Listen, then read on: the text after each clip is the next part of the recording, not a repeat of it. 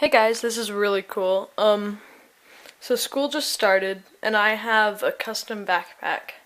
So it's got this and I'll talk more about that later, but it's really cool.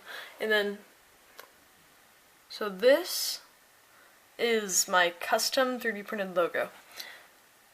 It used to be a High Sierra backpack. A little bit of epoxy fixed that. Just like 3 minutes in Fusion 360. So this is the BBC microbit, and it has an add-on which is the NeoPixel Crotonic. It's like a Arduino shield but for microbit.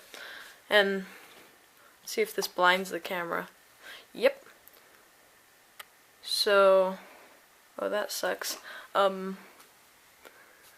I'm gonna turn that back off. It's really bright. And then these buttons here, these switch the modes, so that one just kind of turns it orangish. This one's like rainbow mode. It's my favorite. Whenever I'm walking down a hallway or something, I turn that on because it looks awesome. And doing a combination of both these buttons, it's like a rainbow flash. It's pretty cool. But I'll leave links to all my materials down in the description, and I hope that you like it.